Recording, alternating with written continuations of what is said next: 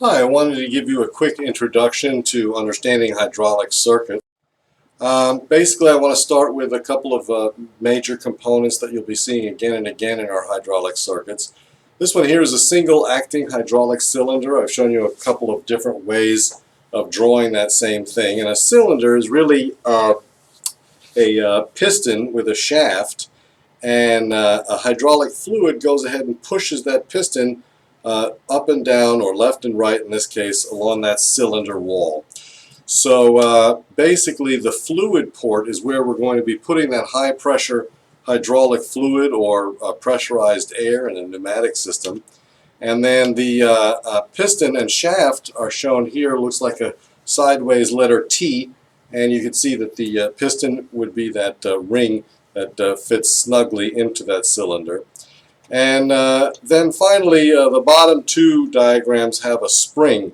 They're kind of spring-loaded that pushes the piston and the shaft back towards the left direction. So basically, you'll be seeing this again and again.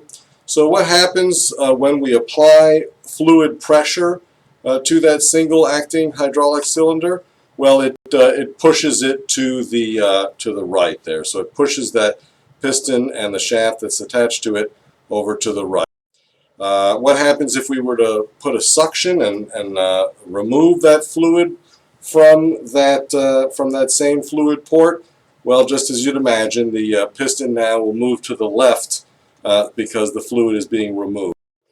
Now, what happens if instead of suction we just simply allow the fluid to drain into a reservoir, or just an oil pan, if you will?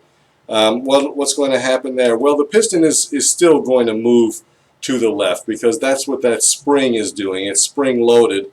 As soon as you remove the pressure, the spring pushes it back into its position.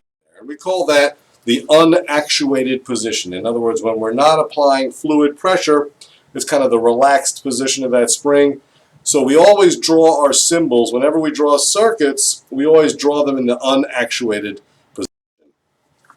Here's another symbol we'll see again and again. It's a pressure relief valve. So it's kind of a funky looking diagram, but let's go through the parts of it. You'll recognize that squiggly line, that's the spring again. And that line that shows where the input fluid, the pressurized fluid, is coming in. Now this dashed line is kind of a measurement line. It's measuring the pressure of that input fluid. And well, there's that fluid reservoir again, that oil pan. So let's see how this works. The spring normally is pushing down on that valve. So you can see that there's no connection between the pressurized fluid and the reservoir. So it's basically turned off. Normally, in the relaxed position, the pressure relief valve is turned off.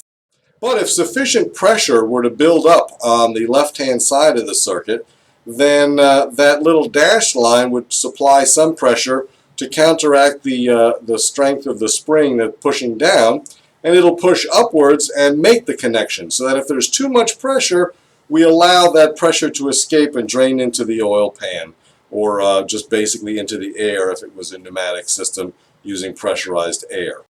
So we always draw the symbols in the unactuated position, and so you can see here that there is no connection if there's no pressure applied. So pumps and motors are used these symbols. Do you know the difference between the two symbols? Can you figure it out? Well, a motor is taking energy away from the hydraulic system. And so the energy in the hydraulic system is via fluid pressure or air pressure, pneumatic pressure. So you can see the little arrow pointing towards the center, the M. And a pump is kind of basically the same sort of a mechanism, except now we're adding energy to that hydraulic system by pressurizing the fluid. So you see the arrow pointing towards the lines. So that's basically, and you will see later on that pumps and motors actually have very similar constructions. They're just used in sort of reverse order. Another symbol we'll be seeing quite a bit of is we call this a two-position, three-way, manually actuated, spring offset directional control valve. So basically that's a mouthful if you ever heard of it. But you can sometimes say a DCV, or it's just a valve really. And let's go through the parts here. You can see that there's a spring on the right hand side, and then there's this weird diagonal thing with a ball on it on the left hand side. That's kind of the handle. And then there are two boxes, kind of a box on the left with an arrow pointing up, and a box on the right with a diagonal arrow pointing down. So the spring there is pushing this actual set of boxes, or this valve, to the left. And you can see that that's the relaxed position of this device. And if you were to push the handle, a human were to come up, it's a human actuated, manually actuated, push that handle to the right, then the device would move to the right, but if you let go, it would return to its unactuated position. So the spring pushes it to the left, and then the handle pushes it to the right. Now you can see now I've got some lines coming up and out of the box, one line coming up, and then two lines coming down. And you can see that in the relaxed position, which is the spring pushing it to the left, basically the valve is in this position right here. So fluid coming in from the top will go through the valve and out through the bottom through that hose right there.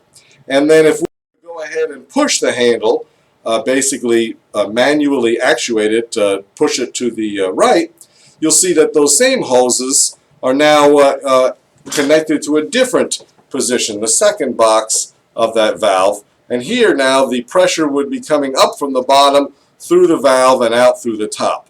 So basically it has two positions, either coming from the top and flowing down to the bottom right, and putting a sort of a stopper or a plug on that other line at the bottom, or it's basically in the position where fluid can come up from that bottom that was originally had a stopper on it and can flow up to the top, and then the other line where it used to drain now has a stopper that's connected to it. So the fluid can now flow through that line. So basically we always draw that schematic diagram with the devices in the unactuated position, since there's a spring on the right hand side that's pushing the valve over to the left, and that's the unactuated position.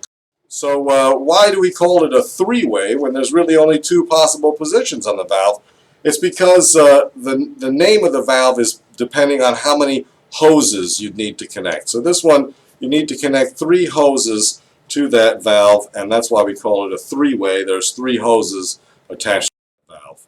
So let's take a look at a complete diagram. Here you can see all the parts we just talked about. You can see that there's a cylinder, and it's spring-loaded. And you can see that there's a manually activated three-way valve. We just covered that. You'll recall there's this pump. The little arrow is pointing away. Underneath the pump you can see that there's an oil filter, and that it's sucking up the oil from the oil pan. And then you can see that pressure relief valve that we talked about earlier. It's kind of an emergency relief valve in case we need to go ahead and drain that oil back into the pump.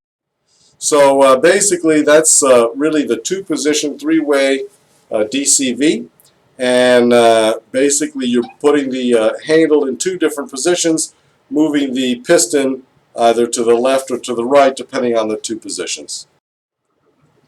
Here's another kind of a valve. This is a 4-way valve, and it's spring-centered. So you can see that there's handles on either side, and there's also springs on either side. So why is it called a 4-way valve? Well, let's see if you can guess. By now you should know that it's called a 4-way valve because there are 4 hoses connected to it. The A, the B, the P, which is the pressurized hose, and the T, which is the terminal or the oil pan.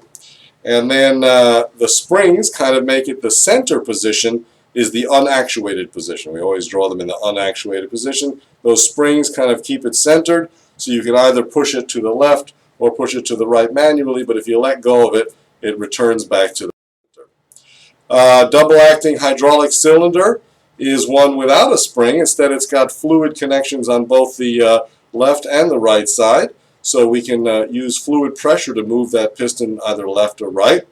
And the 2 fluid ports are kind of used instead of having a spring turn to it. And let's take a look at this whole diagram. you can see now you've got this similar to what we had before, except now it's a different kind of a valve setup controlling the system. You still have the pump and the pressure relief valve, but now you've got the different valve, the four-way valve controlling that piston. And go ahead and take a look at that and see if you can explain the operation of that circuit. I'm going to go ahead and leave that to you. We're going to end the presentation right now, and you'll be able to go ahead and see this in great detail in Chapter 9, but I needed you to learn all of these symbols and at least get some familiarity with the symbols earlier than that, so we can go ahead and do some fun labs and go ahead and take a look at some circuit diagrams. All right, well, thank you very much for taking the time and hearing about these hydraulic circuit symbols.